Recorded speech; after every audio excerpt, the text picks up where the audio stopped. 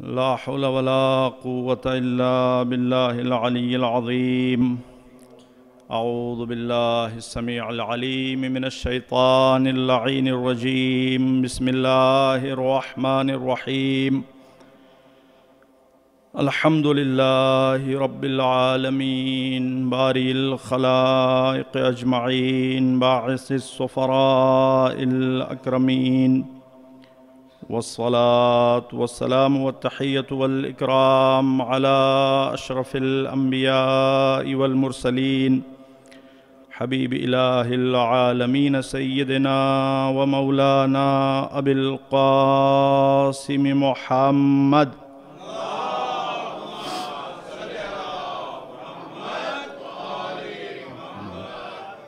وعلى أهل بيته الأطيبين الأنجبين، ولعنة الله على أعدائهم أجمعين. أما بعد، فقد قال الله الحكيم في الذكر الكريم: أعوذ بالله من الشيطان الرجيم. وسيعلم الذين ظلموا أي منقلب ينقلبون. صلوات.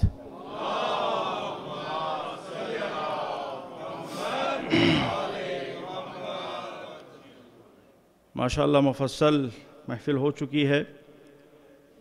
مختصر طور پر آپ کی خدمت میں کچھ باتیں عرض کرنے کا شرف حاصل کر رہا ہوں. سب سے پہلے ماہ ربیع الاول کی تمام خوشیاں تمام مومنین مومنات کو، آپ سبھی کو بے پناہ مبارک ہوں. انشاءاللہ جو ہم لوگ کا سٹائل ہے اسی کے مطابق تھوڑی دیر انگلش میں اور اس کے بعد میں پھر اردو میں، کیونکہ بچے بھی کافی دکھائی دے رہے ہیں. چونکہ مختلف مناسبتیں ہیں،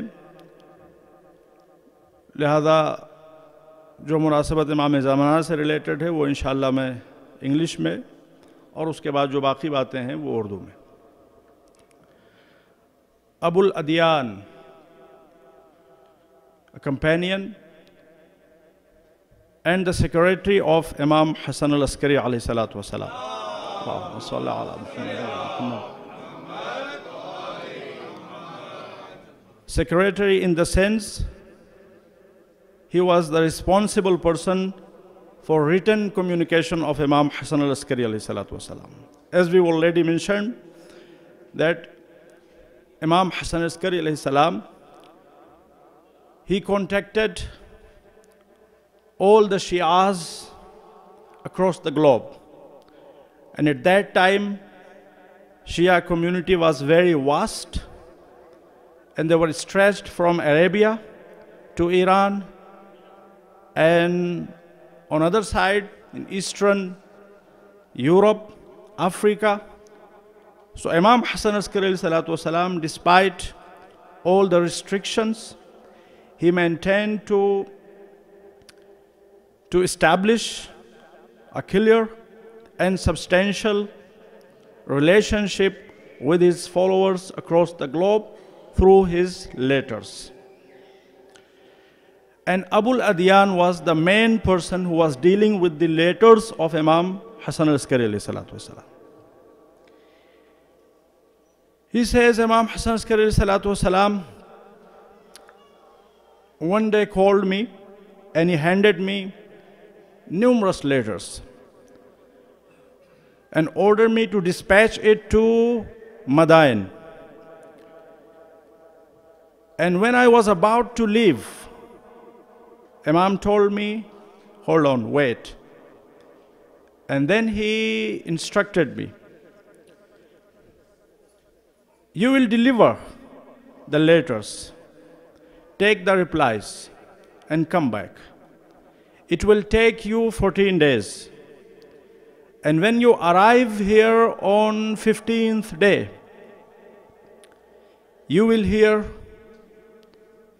crying and lamentation from my house. They will be crying for my death. So Abu al-Adyan says, I controlled myself on that poignant point. And I asked him, "O my master, who would be Imam after you?" Imam alayhi salatu wasalam told me, "The one who will offer my Salatul Janazah." I asked again, "Could you please add some more signs?" Imam alayhi salatu wasalam told me, "The one who will ask you about the replies of these letters." I asked him, "Could you please add furthermore?" Imam alayhi salatu wasalam said, "The one who will inform about the bags, about the patches." Here Abu Ladiyan says, the grandeur and highness and the lofty status of Imam Hassan Askari alayhi salatu wasalam prevented me, Allahumma salli ala Muhammad wa ali Muhammad, from asking further questions, further signs, or even asking about the story of those bags and pouches. Bags and pouches. And I left for the task. And when I returned, as Imam alayhi salatu wasalam had described, when I got closer to the blessed house of Imam Hassan Askari alayhi salatu wasalam, I heard the cryings, the lamentations, and I realized that my master has departed this world. When I came to the house of Imam Hassan Askari alayhi salatu wasalam, I saw Ja'far, a relative of Imam Hassan Askari alayhi salatu wasalam, sitting on the threshold of the blessed door of Imam Hassan Askari alayhi salatu wasalam, and receiving the condolences. And people from all the walks, they are flocking around and greeting him, extending their condolences as if he was the Imam after Imam Hassan Askari alayhi salatu wasalam. I waited there for a while. Then the servant of Imam Hassan Askari alayhi salatu wasalam, Aqid, he came out of the home and said to Ja'far, "Now the blessed body of Imam Hassan Askari is ready and laid in the yard of the house of Imam Hassan Askari alayhi salatu wasalam, and it is ready for Salatul Janazah." Ja'far, along with the devout followers of Ahlul Bayt alayhi salatu wasalam, entered the house.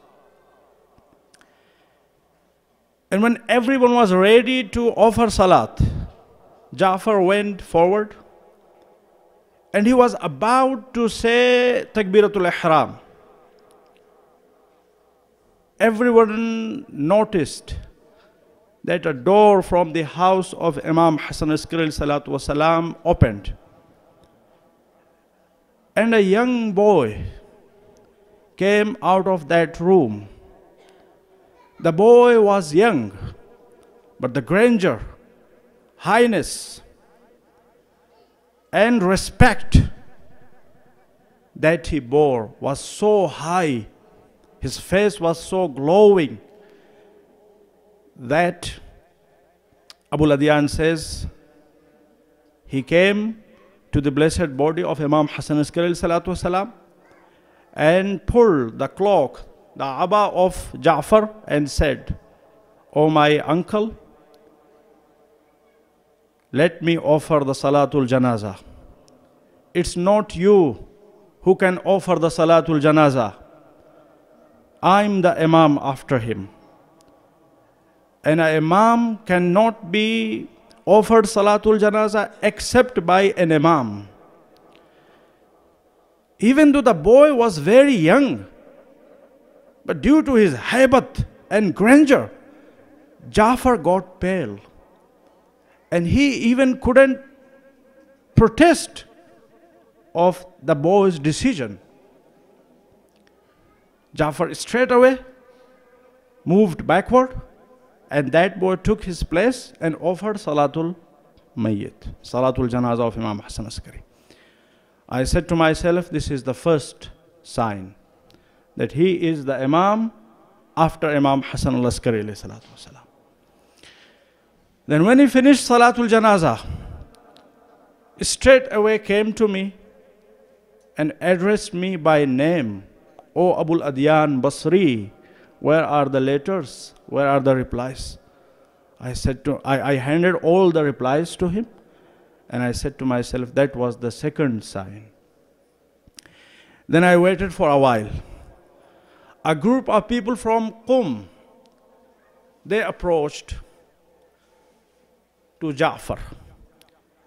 They came to Samarra and they were in search of Imam, and they were told that Imam Hassan Askari salatu wasalam has passed away. So they asked about his successor and they were guided to Ja'far.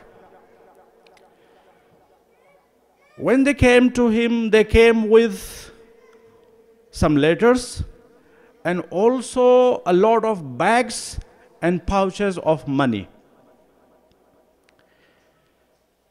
Ja'far, he was very eager to receive all the money, but they said, no, we are from Qum, and we will not hand neither the letters nor the money unless we are sure, 100% sure, that you are the Imam after Imam Hassan Askari salatu wasalam. They said, what do you want from me? They said, you must tell who has written these letters in advance before looking into them. Second thing, you must tell how much money we've brought and the details about the money. Who has donated how much? Ja'far got startled, shocked, and he left the home. While he was complaining, people are searching in me ilmul ghaib, while ilmul ghaib is only for Allah subhanahu wa ta'ala. When he left the home, Abu Adyan says, it is in our almost reliable resources, this riwayah, this tradition that I am referring to. Abu Adyan says, I was standing there, again I saw the door opened, and the khadim of Imam Aqid came out, and he said, the letters have been written by this person, that person, that person. He mentioned all the names of those who had written the letter. Aqid said, my master, Imam al-Hujjah, is saying that these letters have been written by these individuals. Then they asked him about the bags of money. How much, which bag included? Aqid went inside the home, came back, and he said, there are altogether 10,000 dinar. And 10,010 dinar. And 1 dinar out of 10,010 is counterfeit, fake. They all smiled and they all said, you are absolutely right. We accept in that boy as the Imam after Imam Hassan Askari salatu wasalam. He indeed is our master, our Imam, our Mawla, and please present this gift to him. Allahumma salli ala.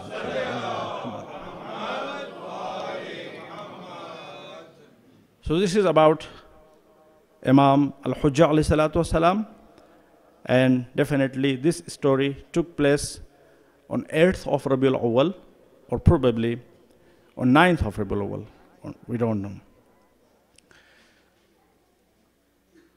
اور جہاں تک مسئلہ یہ ہے کہ ہم لوگ جیسا کہ اشعار میں سن رہے تھے مسلسل کہ امام علیہ الصلوۃ والسلام تشریف لائیں گے، یقیناً امام علیہ الصلوۃ والسلام تشریف لائیں گے، اور ہم سب اس حجت خدا کا انتظار کر رہے ہیں جو اس وقت بچہ تھا مگر اب بچہ نہیں ہے، اگرچہ اس کی عمر 1000 سال سے اوپر ہے، لیکن جب امام علیہ الصلوۃ والسلام تشریف لائیں گے تو روایتوں کے مطابق آپ 40 سال کے جوان کی طرح سے اس دنیا میں تشریف لائیں گے، اور انشاءاللہ ہم سب دعا کرتے ہیں اور خدا کی بارگاہ میں دعا ہے کہ ہماری دعا قبول ہو جائے کہ جلد از جلد امام کا ظہور ہو، اور پوری دنیا میں جو ہر طرف فتنہ و فساد اور ظلم و بربریت کا ماحول گرم ہے اس کا جلد از جلد خاتمہ ہو، اور عدل و انصاف کا پرچم پوری کائنات پہ لہرانے لگے۔ اور اس کے لیے ظاہر سی بات ہے صرف دعا کی ضرورت نہیں ہے بلکہ پریپریشن کی بھی ضرورت ہے۔ There are many signs mentioned about those people who will be blessed enough to join Imam Mahdi alayhi salatu wasalam in his international peace establishment mission. For instance, those individuals who will be allowed to join Imam alayhi salatu wasalam in that mission, they will recognize Allah subhanahu wa ta'ala in the way Allah subhanahu wa ta'ala deserved. They will believe in the oneness of Allah subhanahu wa ta'ala in the way Allah subhanahu wa ta'ala deserves. Definitely, in their own capacity, in human capacity. قُلُوبُهُمْ مُجْتَمِعَةٌ. Not only their bodies, their hearts will be together. Their thoughts will be joined, united. هُمْ أَطْوَعُ مِنَ الْأَمَةِ لِسَيِّدِهَا. They will be more obedient to the Imam of their time than a loyal servant of his or her master. All these are the signs of those people who will be able to join Imam Mahdi alayhi salatu wasalam in his mission. Ruhbanun bil-layl, luyuthun bin-nahar. Those individuals, they will be so intense and so devout in worshipping Allah subhanahu wa ta'ala as if they were monks in the night time. But what about on the daytime? Luyuthun bin nahar. During daytime, they will be like lions roaring and fighting for the truth. And most effective social workers. So these are the signs of those people who will join Imam Mahdi ajjalallahu ta'ala farju sharif. La yakhafuna lawmata laim. They will consider no one and nothing in the way of obeying Allah subhanahu wa ta'ala. When they obey Allah subhanahu wa ta'ala, they will consider only Allah and Ahlul Bayt alayhimu salatu wa salam's pleasure and approval. La yakhafuna lawmata laim. So let's try our best. These are great opportunities for us as Shia Muslims, as those who are awaiting for justice, who are awaiting for peace. Let's try from ourselves. Imam alayhi salatu wasalam in one word is coming to establish the religion of Allah subhanahu wa ta'ala. People always ask, what are our responsibilities at this time, during this age of occultation? The answer is very simple. أَيْنَ مُحْيِي مَعَالِمِ الدِّينِ وَأَهْلِ. Imam is coming to establish the religion within yourself, within ourselves. This is our main responsibility. Imam is coming to establish the religion throughout the world. If we haven't established the religion within our own selves, then how can we help Imam Mahdi ajjalallahu ta'ala farjahu sharif in his global establishment mission? So this is the main responsibility. Act upon the religion and the teachings of Islam.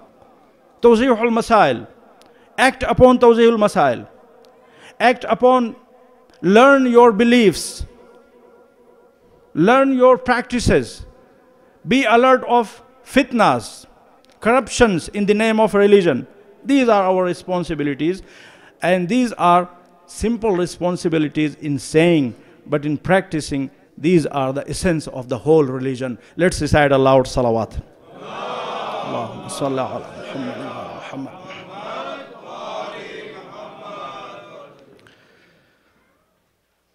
یہ ایک مناسبت. اور دوسری مناسبت, اب دیکھیں messages سب چل رہے ہیں چاروں طرف, اور جیسا کہ اشعار وغیرہ میں بھی اشارہ کیا گیا کہ ہر انسان خود کو علامہ ظاہر سمجھ رہا ہے, اور یہ خود حقیقت میں اس زمانے کا ایک بہت بڑا فتنہ ہے. اب میسیجز میں جو سرکولیٹ ہوتا ہوا نظر آ رہا ہے وہ ایک روایت ہے, احمد بن اسحاق قمی کی ایک روایت, جو ہمارے تمام اسکالرز اور علماء کہتے ہیں کہ رونگ ہے اور انریلائبل ہے اور کسی بھی اعتبار سے وہ ایکسیپٹیبل نہیں ہے. وہ روایت باقاعدہ طور پر اردو میں ٹرانسلیٹ ہو کے اور انگلش میں ٹرانسلیٹ ہو کے چاروں طرف وہ پھیل رہی ہے پوری دنیا میں کہ یہ دن وہ دن ہے اور یہ دن وہ دن ہے اور اس دن فلاں مرا اور فلاں ہلاک ہوا اور یہ ہوا اور وہ اس طرح کی باتیں، جبکہ وہ روایت خود معتبر نہیں ہے. اور دیکھیں ایک بہت بڑی غلطی جو فی الحال ہو رہی ہے وہ یہ ہے کہ جو ہمارے مین ریسورسز ہیں، منابع، انفارچونیٹلی ان کا ٹرانسلیشن ہونے لگا ہے. پہلے جو ہمارے علماء تھے وہ کہتے تھے کہ یہ جو کتابیں ہیں مین ریسورسز، ان کو پڑھ کر جو علماء مومنین کے لیے اور ان کی سطح علمی کے مطابق کتابیں لکھتے ہیں ان کا ٹرانسلیشن ہونا چاہیے ڈیفرنٹ لینگویجز میں. لیکن ابھی صورتحال یہ ہے کہ فی الحال جو مین ریسورسز ہیں ان کا ٹرانسلیشن ہونے لگا. تو اب جو ریسورسز ہیں ان کو پڑھ کے سوال یہ پیدا ہوتا ہے کہ اصول کافی کو یا وسائل الشیعہ کو یا اور بھی اس طرح کی جو مین ہماری کتابیں ہیں ان کو پڑھنے کے لیے کچھ پری ریکویزٹس کی بھی تو ضرورت ہوتی ہے ان کو سمجھنے کے لیے، ورنہ انسان پڑھ کے گمراہ بھی ہوگا اور دوسروں کو گمراہ کرے گا بھی، جیسا کہ آج ہو رہا ہے. اب کیا ہے کہ وہ کہتے ہیں کہ فلاں کتاب میں لکھا ہوا ہے اور فلاں کتاب میں لکھا ہوا ہے، فلاں کتاب میں لکھا ہوا ہے. وہ جو آپ دیکھ رہے ہیں ایسا نہیں ہے کہ ہمارے علماء نے نہیں دیکھا ہے. ہمارے جو جید علماء ہیں جنہوں نے اپنی پوری زندگیاں وقف کر دی ہیں خدمت دین کے لیے، علم دین کے لیے، جن کا کل مشغلہ ہے پڑھنا پڑھانا، انہوں نے وہ تمام روایتیں ہزاروں مرتبہ دیکھی ہیں. آپ ایک مرتبہ دیکھ کے اچھلنے لگے اس لیے کہ آپ نے پہلی مرتبہ دیکھا اور آپ نے بس وہی دیکھا ہے. انہوں نے بس وہی نہیں دیکھا، انہوں نے اور بھی بہت کچھ دیکھا ہے جس کی وجہ سے وہ ان روایتوں کو ہائی لائٹ نہیں کر رہے. اللہم صلی اللہ علیہ وسلم. روایت ہے یہ اس کتاب میں لکھی ہوئی ہے، یہ اس کتاب میں لکھی ہوئی ہے. روایت میں تو بہت کچھ لکھا ہوا ہے. تو دیکھیں وہ جو روایت ہے وہ دو دلیلوں سے میں آپ کے سامنے عرض کرتا ہوں، جو آپ کے سامنے سب نے پڑھی ہوگی یقیناً آ رہی ہے. وہ روایت وہ قابل قبول نہیں ہے. اس میں جو ایک پوائنٹ ہے، دیکھیں اس کو عرض کرنے سے پہلے میں یہ بھی عرض کر دوں کہ یہ جو فی الحال جو میسیجز وغیرہ چلنے لگے ہیں، اور جیسے ہی مومن نے کوئی میسیج پڑھا اور اس کو ذرا سا اچھا لگا، کبھی کبھی لوگ پڑھتے نہیں بلکہ بغیر پڑھے اس کو فارورڈ کر تاکہ ثواب دارین مل جائے. یہ بھی ایک مصیبت ہے. کئی مرتبہ خود ایسا ہوا میرے ساتھ، میں نے پوچھا کہ قبلہ یہ آپ نے جو میسیج فارورڈ کیا جناب عالی یہ کیا ہے؟ کہا کہ میں نے تو پڑھا نہیں. تو پھر فارورڈ کیوں کیا؟ فارورڈ اس لیے کیا تاکہ مجھے ثواب مل جائے. غور فرما رہے ہیں؟ ویسے ثواب کمانے کے شارٹ کٹس ہیں جو لوگ تلاش کر رہے ہیں، اور شارٹ کٹ کے ذریعے ثواب ملتا نہیں، شارٹ کے ذریعے کام بگڑتا ہے. دیکھیں امام، یہ ابھی ہم تفسیر جو صبح میں جو ہوتا ہے پروگرام نماز کا، اس میں ہم نے اس کو ذکر کیا تھا اور وہاں پہ آیتیں آئی تھیں سورہ مبارکہ عبس، اس کی تفسیر میں ارشاد ہوتا ہے فَلْيَنْظُرِ الْإِنسَانُ إِلَىٰ طَعَامِهِ أَنَّا صَبَبْنَا الْمَاءَ صَبًّا ثُمَّ شَقَقْنَا الْأَرْضَ شَقًّا فَأَنبَتْنَا فِيهَا حَبًّا وَعِنَبًا وَقَضْبًا وَزَيْتُونًا وَنَخْلًا وَحَدَائِقَ غُلْبًا وَفَاكِهَةً وَأَبًّا مَتَاعًا لَكُمْ وَلِأَنْعَامِكُمْ. یہ تمام آیتیں ایک پیسج پورا اللہ سبحانہ وتعالیٰ نے ڈیڈیکیٹ کیا ہے ہمارے کھانے پینے کی چیزوں سے متعلق. اور ہم نے اس وقت بھی یہ بات عرض کی تھی کہ یہاں پہ اللہ سبحانہ وتعالیٰ نے 8 طرح کی کھانے پینے کی چیزیں بیان کی ہیں، اور جو لطف کی بات ہے اور آپ لوگوں کے لیے پریشان کن بات ہے وہ یہ ہے کہ گوشت کا نام و نشان نہیں ہے. اور خوشی کی تاریخ اس لیے ہم نے اس کو بیان کر دی. گوشت کا نام و نشان اس میں کہیں نہیں ہے. یعنی یہ ایک سیریس میسج اس کے ذریعے اللہ یہاں پہ فَلْيَنْظُرِ الْإِنسَانُ إِلَىٰ طَعَامِهِ، انسان کو غور کرنا چاہیے کہ کیا چیز انٹیک کر رہا ہے، کیا چیز کھا رہا ہے. اور اللہ نے 8 چیز تمام، اس میں ویجیٹیبلز کا تذکرہ موجود ہے، آپ کو پلسز کا تذکرہ آپ کو ملے گا، اس میں فروٹس کا تذکرہ ملے گا، سب کچھ آپ کو ملے گا، لیکن وہاں پہ گوشت کا تذکرہ نہیں ہے. میں نہیں کہتا کہ گوشت نہ کھائیے، گوشت کھا سکتے ہیں آپ، حلال ہے، لیکن اس کے ذریعے جو نتیجہ نکلتا ہے وہ یہ ہے، سمپل نتیجہ، کہ ہماری مین ڈائٹ ویجیٹیبلز ہونی چاہیے، مین ڈائٹ ہماری پلسز ہونی چاہیے، مین ڈائٹ ہماری فروٹس ہونی چاہیے، گوشت جو ہے وہ اسپیشل ٹریٹ کے لیے یوز ہونا چاہیے. اور یہی طریقہ کار رائج تھا پہلے. اور اس کی تائید اس لحاظ سے بھی ہوتی کہ حضور کا ارشاد ہے لا تجعلوا بطونکم مقابر الحیوانات، اپنے پیٹوں کو جانوروں کی قبروں میں تبدیل نہ کرو. تو بہرحال یہ اس آیت کی مختصر تفسیر ان آیتوں کی. اور پھر امام محمد باقر علیہ السلام، اللہم صلی علی محمد وعلی محمد، جیسا کہ ہم اس سے پہلے کبھی عرض کر چکے ہیں کہ قرآن کی خاصیت یہ ہے کہ قرآن کی ایک ظاہری میننگ ہوتی ہے، لیکن ظاہری میننگ کے پیچھے بہت سی باطنی میننگ بھی ہوتی ہیں. یہاں تک روایتوں میں ملتا ہے کہ 70 بطون قرآن کی آیتوں کے ہوتے ہیں، layers after layers of meaning ہوتی ہیں. تو ظاہری میننگ جو ایکسپلین کی جاتی ہے اس کو تفسیر کہا جاتا ہے، اور جو باطنی میننگ کی ایکسپلینیشن ہوتی ہے اس کو تاویل کہا جاتا ہے. وَمَا يَعْلَمُ تَأْوِيلَهُ إِلَّا اللَّهُ وَالرَّاسِخُونَ فِي الْعِلْمِ. اور قرآن کی تفسیر کا علم تو کم و بیش ہر انسان کو ہو سکتا ہے، لیکن قرآن کی تاویل کا علم اللہ نے مخصوص کر رکھا ہے محمد و آل محمد علیہ السلام.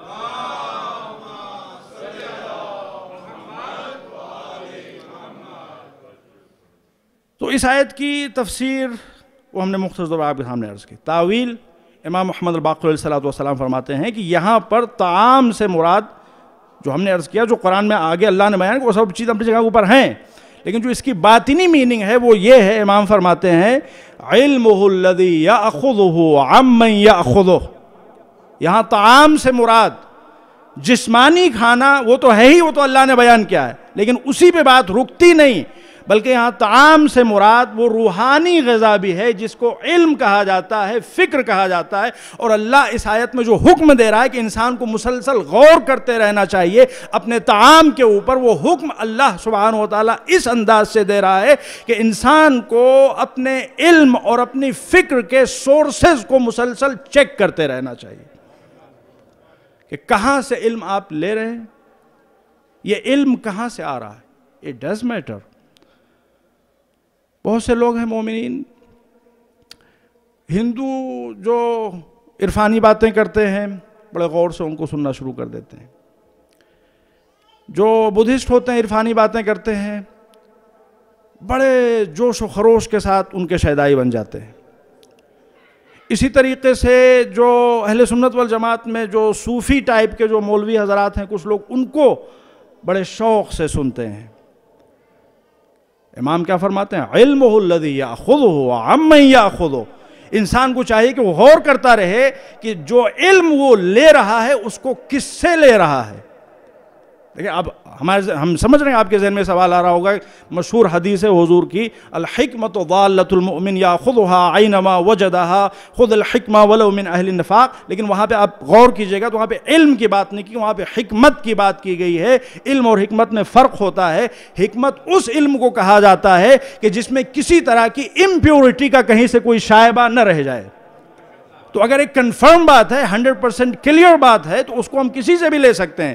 لیکن جب مسئلہ ہو علم کو لینے کا، جب مسئلہ تھاٹ پروسیس کا ہو، جب مسئلہ فکر کو لینے کا ہو، جہاں سے انسان وزڈم تک پہنچ سکتا ہے، حکمت تک پہنچ سکتا ہے، تو وہاں پہ it does matter who you are taking from.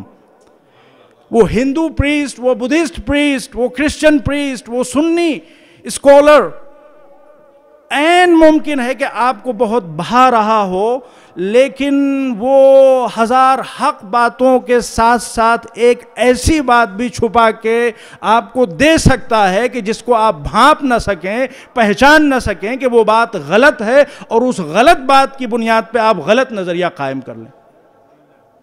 اس لیے اہل بیت علیہ السلام نے ہم کو وارن کیا ہے. اور دیکھیں کوئی بھی اسپیکر ہو دنیا کا وہ ہر بات غلط نہیں کہتا. ہر بات غلط کہے گا اسے سنے گا کون؟ شبہے کو شبہ کیوں کہا جاتا ہے؟ شبیہ بالحق اور یشبہ الحق، اس لیے کہ وہ حق سے کافی ریزمبلنگ کر رہا ہوتا ہے. اب وہ جو ذرا سا ڈیفرنس ہوتا ہے حق اور باطل میں، اس کو پہچاننے کے لیے جن دوربین نگاہوں کی ضرورت ہوتی ہے وہ نگاہیں ہر صاحب ایمان کے پاس نہیں ہوتی. وہ علماء کے پاس ہوتی ہیں، بزرگان دین کے پاس ہوتی ہیں. تو یہ ایک سیریس مسئلہ ہے جس پہ ہر صاحب ایمان کو توجہ دیتے رہنا چاہیے. تو اس طرح کے جو سورسز ہیں، انٹرنیٹ اور میڈیا، سوشل میڈیا، فیس بک اور کیا کہتے ہیں یہ واٹس ایپ گروپ میسیجز، یہ تمام چیزیں سب اسی کیٹیگری میں آتی ہیں. یہ ریلائبل سورسز نہیں ہے. ہر انسان کو چاہیے کہ وہ دیکھتا رہے کہ وہ اپنا علم کہاں سے لے رہا ہے.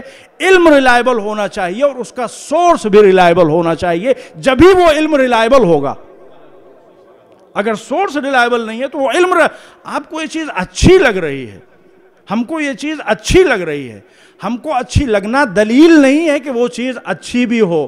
اللہ نے صاف صاف قرآن میں اعلان کیا ہے کہ ایسا برابر ہوتا ہے کہ تم کو بہت سی چیزیں اچھی لگتی ہیں مگر وہ تمہارے حق میں مضر ہوتی ہیں، اور ایسا بھی ہوتا ہے کہ تم کو بہت سی چیزیں بری لگتی ہیں مگر وہی چیزیں تمہارے حق میں مفید ہوتی ہیں.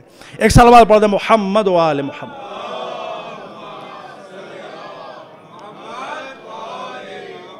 تو دیکھیں وہ روایت جس کا ہم نے ذکر کیا وہ دو اعتبار سے قابل قبول نہیں ہے. اس میں اور بھی بہت سے ہیں لیکن میں دو پوائنٹ آپ کے سامنے عرض کر رہا ہوں. پہلی بات تو ہے کہ اس میں کہا گیا ہے اس روایت کی بنیاد پر سیکنڈ کیلف ان کا وہ اس دنیا سے گزرے 9 ربیع الاول کو. حالانکہ شیخ مفید سمیت ہمارے دوسرے تمام بڑے بڑے جو پائے کے اسکالرز ہیں، شیخ مفید نام ان کا برابر سنتے رہتے ہیں، زبردست محقق الارشاد، ان کی کتاب اور بھی ان کی 50 کتابیں، ان تمام علماء کی تحقیق کے مطابق اور علماء اہل سنت والجماعت کی تحقیق کے مطابق بھی وہ زخمی ہوئے 26 ذی الحجہ اور وہ اس دنیا سے گئے 29 ذی الحجہ کو. تو 9 ربیع الاول کا ان کے واقعے سے کہیں سے کوئی لنک نہیں بنتا، اور یہ روایت بیس بناتی ہے، اور یہ روایت حقیقت میں ہے ہی اسی بیسس پر کہ 9 ربیع الاول ان کے اس دنیا سے جانے کا دن ہے. تو جب یہ وہ بات ہی نہیں صحیح ہے کہ 9 ربیع الاول ان کی تاریخ وفات ہے یا یہ کہ وہ اس دنیا سے گئے، اس دنیا سے گزرے، تو پھر وہ روایت ظاہر سی بات ہے جو اس چیز کو کوٹ کرتی ہے آٹومیٹکلی آؤٹ آف ٹیبل ہو گئی. یہ ایک پوائنٹ. اب دیکھیں وہ جو ٹیکنیکل باتیں ہیں، چین آف نریشنز، وہ تمام چیزیں، ٹرانسمیٹرز، وہ آپ نہیں سمجھ پائیں گے. میں آپ کو وہ باتیں بتاؤں جو آپ سمجھ سکیں. اور دوسرا پوائنٹ جو اس روایت میں ہے وہ یہ ہے رفع القلم، دا ایشو آف رفع القلم. اب یہ تمام چیزیں آ رہی ہیں میسیج، اس لیے میں ان چیزوں کو ٹچ کر رہا ہوں. ہو سکتا ہے آپ تھوڑا سا کہیں گے مولانا تو بہت بھاری باتیں کرنے لگے، بہت ہیوی باتیں کرنے. میں ہیوی باتیں نہیں کر رہا ہوں، آپ سمجھ رہے ہیں، میں سمجھتا ہوں. سمجھ رہے ہیں نہیں سمجھ رہے ہیں؟ ایک سال بعد پڑھتے ہیں محمد و آل محمد.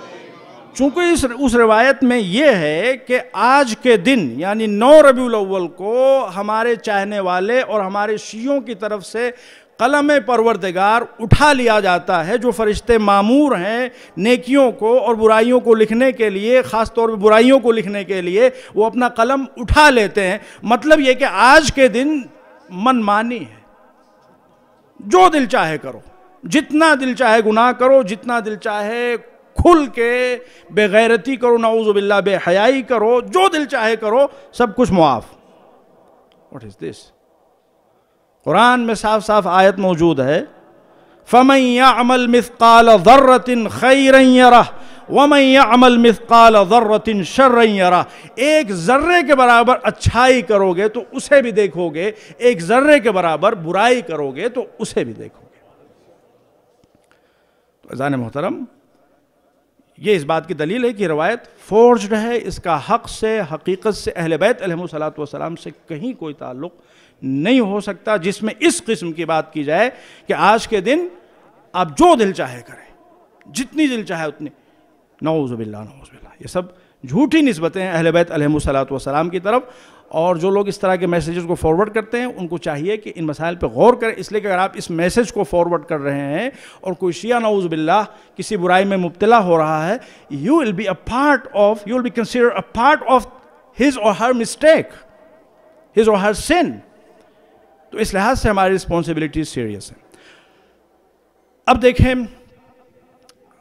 جو ایک کامن انفارچونیٹلی پتہ نہیں کہاں سے رسم بن گئی، جو طریقہ کار رائج ہو گیا ہے شیعوں کے درمیان، وہ آج کی تاریخ میں اوپن نام لے لے کے سب و شتم کیا جاتا ہے. غور فرما رہے ہیں آپ؟ سب و شتم کیا جاتا ہے. میں یہ لفظ استعمال کر رہا ہوں چونکہ میں نے خود دیکھا ہے. سب و شتم کیا جاتا ہے، ابیوسو لینگویج استعمال کی جاتی ہے کچھ تاریخی افراد کے لیے. میں ان کا نام نہیں لینا چاہتا، اب حضرات سب جانتے ہیں. دیکھیں مولا علی علیہ السلام جنگ صفین میں ہیں. اللہم صلی علی محمد. دیکھیں پہلی بات تو یہ کہ جو حضرات جس کسی نے بھی محمد و آل محمد علیہ السلام پر ذرہ برابر بھی ظلم و زیادتی کی ہے، اس کے معاملے میں no compromise zone. That's no compromise zone. اس میں کوئی شک و شبہ نہیں ہے. اور اہل بیت علیہ السلام نے ہم کو حکم دیا ہے کہ ہم کس طریقے سے ان پہ لعنت بھیجیں، کس طریقے سے ان کے ساتھ اظہار برات کریں. اللہم لعن اول ظالم ظلم حق محمد و آل محمد. میں کہتا ہوں آپ لوگ سب اس کو پڑھیں میرے ساتھ. اللہم لعن اول ظالم ظلم حق محمد و آل محمد و آخر تابع له علی ذالک.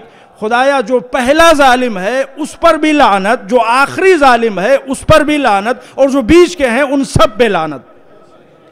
تو دیکھیں دشمنان اہل بیت کے ساتھ جنہوں نے ان کے ساتھ ظلم و زیادتی کی، ان کے ساتھ کسی طرح کوئی کمپرومائز نہیں ہو سکتا.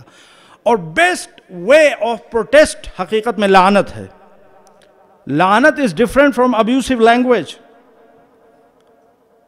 لعنت میں کیا ہوتا ہے؟ دیکھیں پروٹیسٹ کرنے کی دنیا میں کیا طریقے رائج ہیں؟ پتلا جلایا جاتا ہے.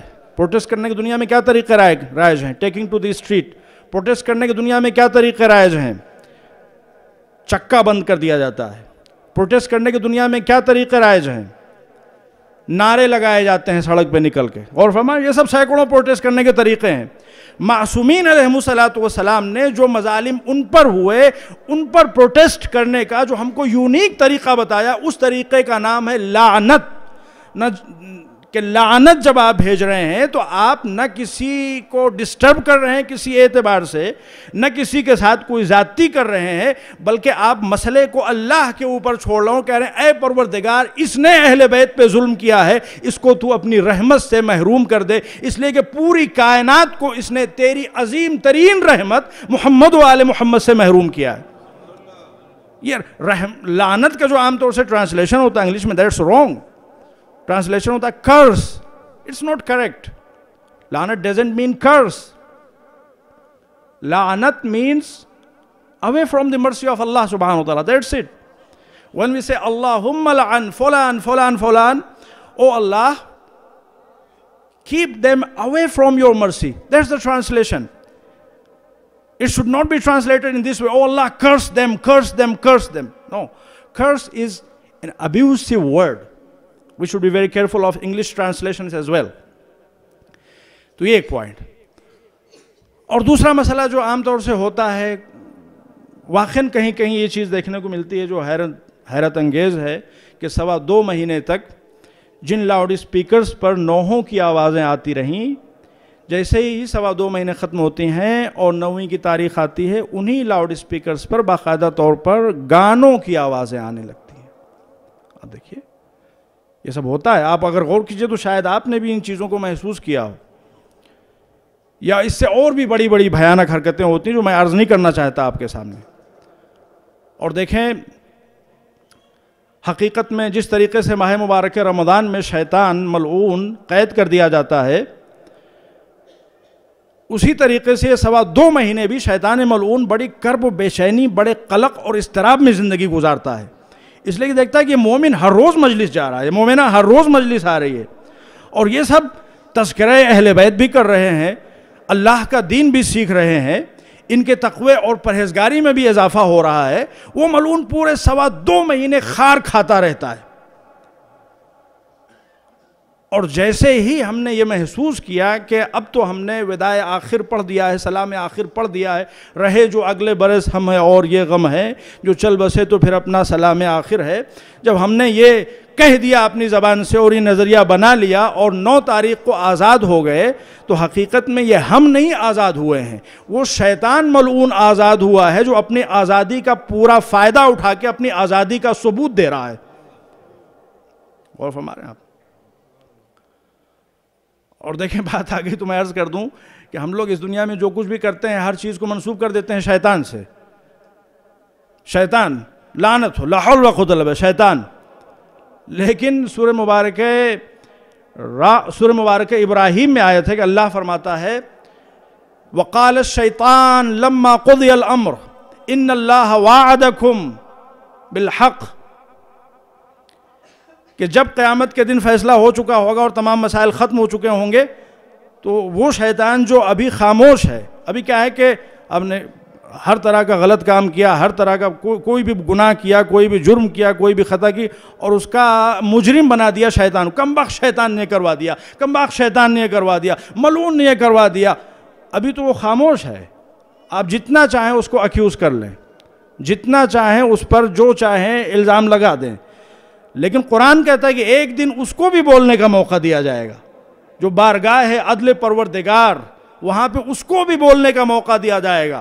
وَقَالَ الشَّيْطَانُ لَمَّا قُضِيَ الْأَمْرُ، جب تمام مسائل ختم ہو چکے ہوں گے تو شیطان کھڑا ہوگا اور وہ کہے گا کہ اللہ نے تم سے وعدہ کیا اور میں نے بھی تم سے وعدہ کیا، اللہ نے جو وعدہ کیا وہ سچ وعدہ کیا اور میں نے جو وعدہ کیا وہ جھوٹ وعدہ کیا۔ ما انا بمصرخکم وما انتم بمصرخیہ، نہ میں تمہاری مدد کر سکتا ہوں نہ تم میری مدد کر سکتے ہو۔ اور پھر اس کے بعد میں وہ آخر میں کہے گا فلا تلومونی لوموا انفسکم، میری ملامت نہ کرو، خود اپنی ملامت کرو۔ ما کان لی علیکم من سلطان الا ان دعوتکم فاستجبتم لی، میرا تم پر کوئی کنٹرول نہیں تھا، کوئی ڈومیننس نہیں تھا، کوئی اختیار نہیں تھا، میں نے تو صرف ٹیمپٹیشن پیدا کیا تھا، ایکسیپٹ کرنا یا ریجیکٹ کرنا یہ تو تمہارا اپنا کام تھا۔ اور فرما رہے ہیں آپ، یہ جو شیطان کو ہر جگہ لا کے کھڑا کر دیا جاتا ہے اور اس کے ذریعے سے اپنے آپ کو کنارے کر لیا جاتا ہے، وہ ایک دن بولے گا۔ تو عزیزان محترم، بات یہ ہے کہ ابیوسو لینگویج کبھی بھی استعمال نہیں کی جا سکتی، کسی کے لیے بھی استعمال نہیں کی جا سکتی۔ جنگ صفین کا واقعہ ہے، مولا علی علیہ السلام، اللہم صلی علی محمد وعلی محمد، آپ نے اپنے کچھ ساتھیوں کو دیکھا کہ وہ جوش میں آ کے ایموشنل ہو کے ابیوسو لینگویج یوز کر رہے ہیں، تو آپ نے ان کو بلایا اور بلانے کے بعد میں ان کی توبیخ فرمائی اور کہا انی اکرہ لکم ان تکونوا سبابین، یہ بات مجھے نہایت ناپسند ہے کہ تم امیر شام کے جہنمی ساتھیوں کو بھی سب و شتم کی لینگویج میں خطاب کرو۔ یہ مولا علی کا ارشاد موجود ہے تمام کتابوں میں۔ ہاں تم ان کو نصیحت کرو، ان کے سامنے حق کو ایکسپلین کرو، یہ ایک بات اس سلسلے کی۔ اور دوسری بات دیکھیں، ایک روایت حضور کی بہت مشہور ہے اور میں خود اس کو پڑھ کے حقیقت میں ہل گیا۔ روایت جو حضور کی مشہور ہے وہ کیا ہے؟ الشرک اخفی من دبیب النمل، کہ شرک جو سب سے بڑا گناہ ہے وہ چینٹی کے چال سے بھی زیادہ ہڈن ہوتا ہے۔ اور بعض روایتوں کے مطابق فی جوف اللیل علی صخرۃ سما، کہ آپ فرض کیجئے کہ کوئی چیونٹی رات کی بالکل گھٹا ٹوپ تاریکی میں اندھیرے میں کسی بالکل چٹیل پتھر کے اوپر چل رہی ہے۔ ظاہر سی بات ہے جب رات کی تاریکی آپ اس کو دیکھ نہیں سکتے، اور چونکہ وہ پتھر بالکل صاف ہے، فلیٹ ہے، آپ اس کے پیروں کی آہٹ یوں بھی نہیں سن سکتے اگر کسی وہ کھردری چیز کے اوپر بھی چل رہی ہو۔ مگر حضور فرماتے ہیں کہ شرک اس سے بھی زیادہ ہڈن ہے۔ کس طریقے سے تمہارے اندر شرک پینیٹریٹ کر سکتا ہے، انفلٹریٹ کر سکتا ہے، اس کی حضور یہاں پر وضاحت فرما رہے ہیں۔ اب یہ وسائل الشیعہ والیوم 14 میں روایت جو میں آپ کے سامنے عرض کر رہا ہوں. مسعدہ بن صدقہ یہ ایک بہت مشہور راوی ہیں اور بہت ریلائبل راوی ہیں, اور یہ روایت 100% گارنٹیڈ ٹو بی ٹرو, جو ریسورسز ہیں اور جو چین آف نریشن وغیرہ اس کے مطابق. وہ نریٹ کرتے ہیں کہ میں امام جعفر صادق علیہ السلام کی خدمت میں حاضر ہوا اور میں نے کہا فرزند رسول آپ یہ بتائیے کہ حضور کے اس ارشاد کا کہ شرک اس طرح سے سیکریٹلی اور ہائیڈنگلی پینیٹریٹ کرتا ہے, اس کا مطلب کیا ہے؟ تو امام نے قرآن کے سورہ مبارکہ انعام کی ایک آیت پڑھی, وَلَا تَسُبُّوا الَّذِينَ يَدْعُونَ مِن دُونِ اللَّهِ فَيَسُبُّوا اللَّهَ عَدْوًا بِغَيْرِ عِلْم. خبردار ان کافروں اور ان مشرکوں کے بتوں کو برا بھلا نہ کہو کہ یہ پلٹ کے اللہ کو برا بھلا کہیں گے. امام نے کہا کہ اللہ کو برا بھلا کہنے سے مراد اولیاء اللہ کو برا بھلا کہیں گے, محمد و آل محمد علیہ السلام کو برا بھلا کہیں گے, یا کسی بھی نبی خدا ولی خدا کو برا بھلا کہیں گے. اور پھر اس کے بعد میں امام نے جو اس کی تفسیر بیان کی وہ یہ ہے کہ دیکھو, جب ہمارے چاہنے والے, یہ موجود ہے باقاعدہ طور پر روایت موجود ہے, جو ہمارے چاہنے والے بغیر سوچے سمجھے دوسرے مذاہب کی سیکریٹ پرسنالٹیز کو ٹارگٹ کرتے ہیں, ان کے لیے ابیوسو لینگویج یوز کرتے ہیں, تو پلٹ کے ادھر والے بھی ہمارے لیے ابیوسو لینگویج یوز کرتے ہیں. اور ہمارے لیے ابیوسو لینگویج کا یوز ہونا یعنی اللہ پر سب و شتم. اور اس طریقے سے وہ حضرات جو ابیوسو لینگویج جنہوں نے شروعات کی ہے دوسروں کی سیکریٹ پرسنالٹیز کے لیے, وہ دائرہ شرک میں داخل ہو جاتے ہیں. Because they have caused our abuse and our abuse it اللہ سبحانہ و تعالیٰ's abuse. یہ امام جعفر صادق علیہ السلام کی تفسیر ہے, اور یہ ہر شیعہ کے پیش نظر ہمیشہ ہونی چاہیے تفسیر کہ خدا نخواستہ اگر ہم دوسروں کے بزرگوں کو جن کو وہ محترم مانتے ہیں وہ کتنے ہی نالائق کیوں نہ ہو, کیسے ہی کیوں نہ ہو, بتوں کو برا بھلا کہنے سے منع کیا گیا ہے. ایک سلوات پڑھ دیں محمد و آل محمد. اور آخری بات جو میں 5 منٹ پہ آپ کے سامنے عرض کرنا چاہتا ہوں, تو پھر وہ جو روایت تھی احمد بن اسحاق قمی والی, اس کا سولوشن کچھ نکل سکتا ہے کہ نہیں, یہ ہوا کیا مسئلہ, یہ کہاں سے کیا بات ہو گئی. اس کی ایک وجہ یہ ہو سکتی ہے کہ دیکھیں عربی زبان میں جب نام لکھے جاتے ہیں تو عام طور سے سفکس کے ساتھ لکھے جاتے ہیں. جیسے مثلا کسی کا نام لکھا جائے گا فور ایگزامپل علی, تو علی بن ابی طالب, تو یہ بن جو ہے یہ سفکس ہے ایک طرح سے. لیکن فارسی لینگویج میں اور ہمارے اپنے جو انڈین سب کنٹیننٹل جو لینگویج ہے اس میں یہ طریقہ کار رائج نہیں ہے.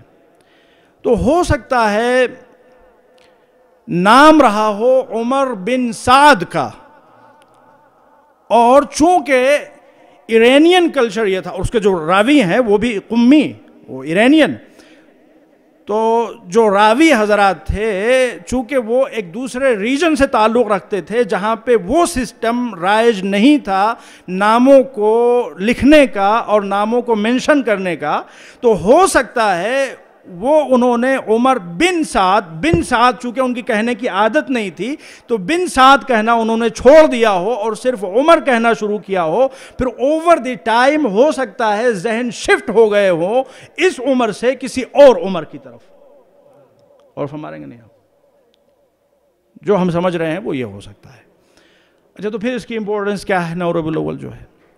ایک تو جیسا کہ آپ سبھی حضرات نے ذکر کیا کہ ظاہر سی بات ہے امام علیہ السلام کی امامت کا پہلا دن, یقیناً ظاہر سی بات ہے جب پچھلا امام اس دنیا سے جاتا ہے تو دوسرا امام فوری طور پہ امامت کی منزل پہ آ جاتا ہے. تو آج کا دن حقیقت میں امام زمانہ کی امامت کا دن نہیں ہے, بلکہ کل جو 8 ربیع الاول تھی اس کی فجر کے وقت جیسے امام حسن عسکری علیہ السلام شہید ہوئے فوراً امام کی امامت کا آغاز ہو گیا.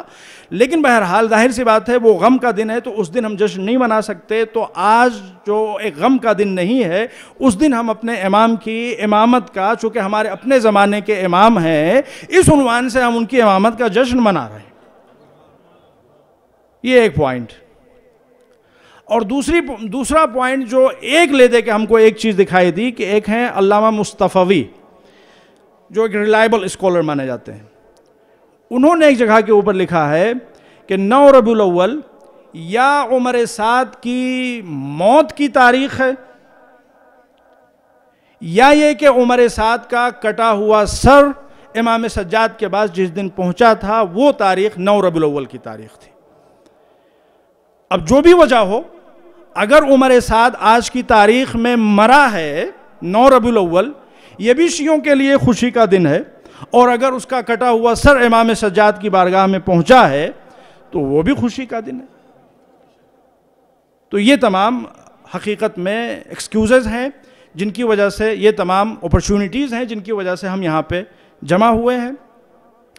اور وہ آیت جس کی تلاوت کا شرف حاصل کیا، 2 منٹ اس پہ گفتگو کروں گا. ارشاد ہوتا ہے وَسَيَعْلَمُ الَّذِينَ ظَلَمُوا أَيَّ مُنْقَلَبٍ يَنْقَلِبُونَ. سورہ مبارکہ شعراء کی آخری آیت کا آخری جملہ، ان قریب بہت جلد ارباب ستم جان لیں گے کہ ان کا اینڈ کیا ہوا، ان کا انجام کیا ہوا، اور اس دنیا میں اپنے انجام کے ذریعے وہ آخرت میں اپنے انجام کو دیکھ سکیں گے. وَسَيَعْلَمُ الَّذِينَ ظَلَمُوا أَيَّ مُنْقَلَبٍ يَنْقَلِبُونَ. کربلا کے میدان میں جو کچھ ہوا، جو ستم ڈھائے گئے، جو مظالم ڈھائے گئے، the first people who suffered after the incident of Karbala, after the tragedy of Karbala, after the revolution of Karbala, who are those people? The main culprits of Karbala, they were the first sufferers. خولی ملعون سر لے کے آیا اپنی بیویوں کو خوش کرنے کے لیے. تاریخ بتاتی دونوں بیویوں نے اس کا ساتھ چھوڑ دیا. عمر سعد، اس کے ساتھ کیا ہوا وہ پورا واقعہ آپ کے پیش نظر ہے. شمر کیا ہوا ان ملعونوں کے ساتھ، سب آپ کے پیش نظر ہے. First sufferers after Karbala were the most heinous culprits of Karbala themselves. اور یہ اس آیت کی تفسیر ہے وَسَيَعْلَمُ الَّذِينَ ظَلَمُوا أَيَّ مُنْقَلَبٍ يَنْقَلِبُونَ. ارباب ظلم ان قریب دیکھ لیں گے کہ ظلم کا انجام کیا ہوتا ہے. میں صرف ایک نمونہ عرض کرتا ہوں اور اسی پہ زحمت تمام. عبید اللہ ابن سعد، عبید اللہ ابن زیاد ابن مرجانہ، واقع کربلا کا ایک طرح سے ڈائریکٹ جو لوگ انوالو تھے ان میں سب سے بڑا مجرم تو یزید ہے، اس میں کوئی شک و شبہ نہیں. تاریخ بتاتی 10 محرم کی تاریخ تھی. موصل میں جو جنگ ہو رہی تھی، ابراہیم مالک اشتر کے فرزند، 10 محرم کے تاریخ. اور وہ ہلاک کہاں پہ ہوا؟ ہلاک ہوا فرات کے کنارے. جس طریقے سے اس نے حکم دیا تھا کہ امام حسین علیہ السلام اور ان کے بچوں کو فرات کے کنارے پیاسا رکھا جائے، اسی طریقے سے اللہ سبحانہ وتعالی نے اسی تاریخ میں اسی دریا کے کنارے، فرات کے کنارے، جو موصل میں جس کا شور تھا، وہاں پہ اس کی ہلاکت کا انتظام کیا. اور جب وہ ہلاک ہو گیا تو لوگ پہچانتے نہیں تھے اس کو، اس کی لاش آئیڈینٹیفائی کیسے ہوئی یہ میں عرض کر دوں اور اسی پہ زحمت تمام. تاریخیں بتاتی ہیں کہ جو امام مظلوم کا سر لایا گیا تھا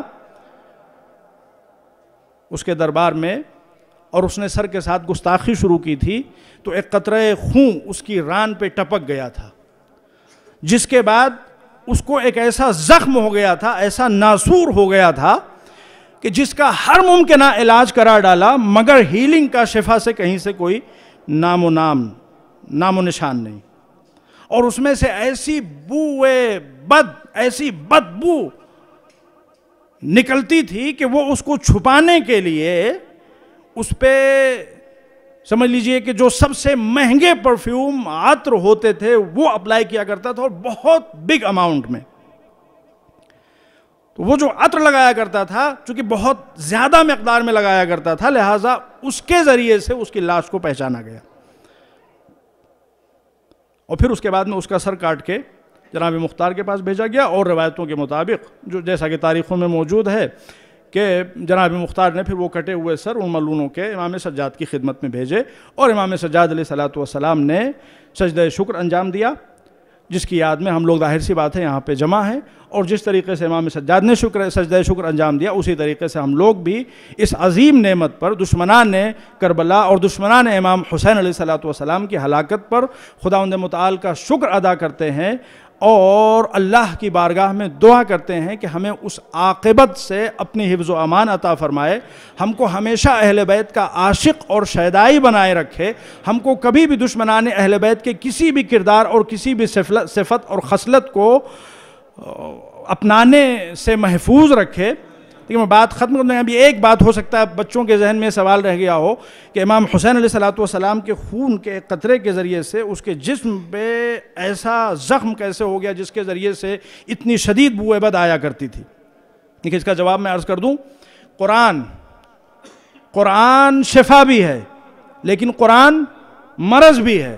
مومنین کے لیے قرآن شفا ہے لیکن منافقوں کے لیے قرآن مرض ہے۔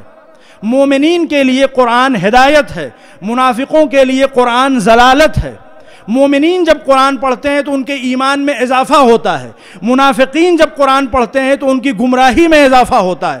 حسین بھی تو قرآن ناطق تھے، جس جگہ حسین کا خون بہہ گیا، جہاں حسین سپرد خاک ہو گئے، وہ خاک اللہ نے مومنین کے لیے خاک شفا بنا دی۔ لیکن اگر خون کا ایک قطرہ اس ملعون کی ران پہ گر گیا تو اللہ نے اس کو ناسور بنا دیا۔ قرآن بھی شفا، حسین بھی شفا، قرآن بھی مرض، اس سینس میں حسین بھی مرض۔ ایک صلوات پڑھ دیں محمد و آل محمد۔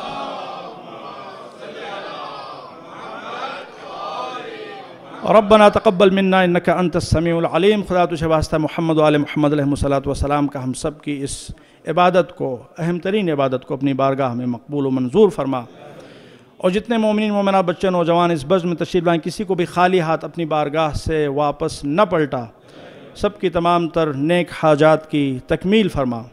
خدا تجھے واسطہ اہل بیت اطہار علیہ السلام کی عظمت و جلالت کا ہم سب کو ہمیشہ موالیان و عاشقان و محبان اہل بیت میں شمار رکھ، اور اس دنیا سے جب ہم اٹھیں تو یا علی کہتے ہوئے، یا حسین کہتے ہوئے قبر میں، برزخ میں، محشر میں، ہر جگہ ان بزرگواروں کی شفاعت ہمارے شامل حال فرما۔ خدا تجھے واسطہ اہل بیت اطہار علیہ السلام کا موجودہ حالات سے جو مومنین پریشان ہیں ان کے لیے بہترین الٹرنیٹیو رزق و روزگار کا انتظام فرما، اور جو برسر روزگار ہیں ان کے رزق و روزگار میں دن دونی رات چوگنی ترقی عطا فرما۔ خدا جو مشتاقان حج و دارت انہیں حج و دارت کا شرف عطا فرما، جو مقروض ہوں ان کا قرضہ ادا فرما، جو بیمار ہوں بیمار کربلا کے واسطے، شہدائے کربلا کے واسطے ان سب کو شفائے کامل و عاجل عطا فرما۔ امام زمانہ کے ظہور پر نور میں تعجیل فرما، اور ہم سب کو ان کے بہترین اعوان و انصار میں شمار فرما۔ امام کی صحت و سلامتی اور ظہور پر نور میں تعجیل کے لیے سب مل کے پڑھیں بسم اللہ الرحمن الرحیم۔ اللہم کل ولیک الحجۃ ابن الحسن صلواتك عليه وعلى آبائه في هذه الساعة وفي كل ساعة وليا وحافظا وقائدا وناصرا ودليلا وعينا حتى تسكنه أرضك طوعا وتمتعه فيها طويلا صلوات۔ اللہم صلی علی محمد و آل محمد۔ عام طور سے ہم ایسے موقعوں پہ محفل اپنی آدھے گھنٹے کی کر لیتے ہیں، لیکن کئی مرتبہ ایسا ہوا کہ ہم نے جب محفل شارٹ کی تو مومنین کچھ آئے اور انہوں نے کمپلین کی کہ قبلہ آپ نے اپنی تقریر شارٹ کیوں کی؟ کوئی مسئلہ نہیں، لہذا ہم نے آج ان کے احترام میں، آج ایکسیپشنلی ان کے احترام میں ہم نے اپنی تقریر لمبی کر دی ہے، لیکن آئندہ سے اگر آپ کا پروگرام لمبا ہوگا تو ہماری تقریر شارٹ ہو جائے گی۔ اگر آپ تقریر پوری سننا چاہتے ہیں تو پروگرام کو ڈسپلن کے ساتھ، نظم و ضبط کے ساتھ ٹائم پہ شروع کریں۔ ایک صلوات پڑھ دیں محمد۔